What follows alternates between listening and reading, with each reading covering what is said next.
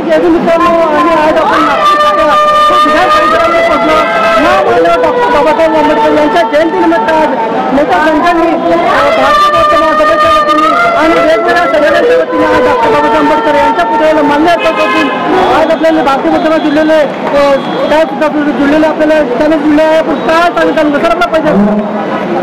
माझे नाव JR गोडबोले, भारतीय बौद्ध महासभा नागपूर जिल्हा महानगर शाखेचा अध्यक्ष या नात्यानं मी सगळ्यांना जय भीम बोलतो आणि बाबासाहेब आंबेडकरांच्या 134 जन्मजयंती निमित्तानं मी सर्वांना शुभेच्छा देत आहे।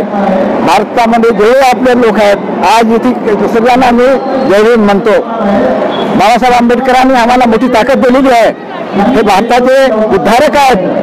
बाबासाहेब आंबेडकर भारताचे उद्धारक आहेत।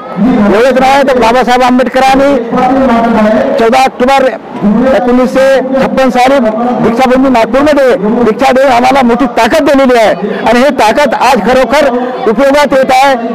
बौद्ध विहाराच्या महाबोधी महाविहाराच्या लढ्यासाठी नागपूर आणि संपूर्ण भारतातले भारतीय बौद्ध महासभेचे बौद्ध लोक तिथे जाऊन आपला लढा लढून राहिले, आपली ताकद देऊन राहिले। आज त्याची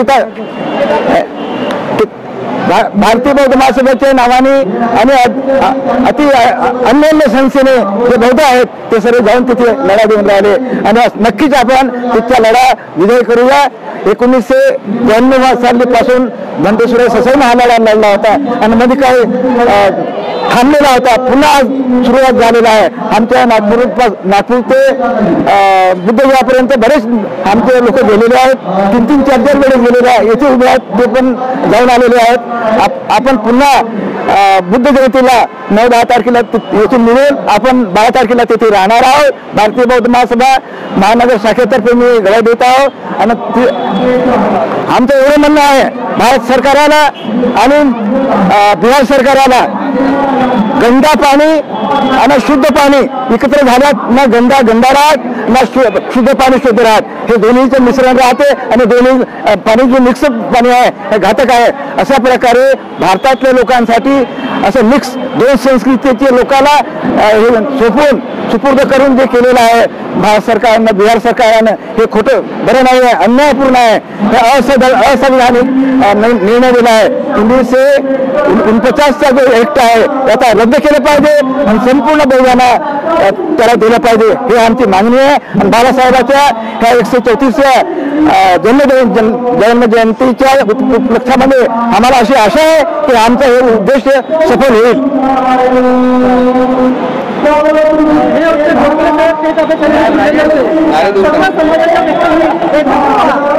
महाबोधी महाविहार मुक्ती करण्यासाठी जनतेला सुद्धा आव्हान केलेलं आहे आणि आज आम्ही डॉक्टर बाबासाहेब आंबेडकर यांना माल्यार्पण करून आपल्या आणि आमच्याकडून त्यांना क्रांतिकारी जय भीम।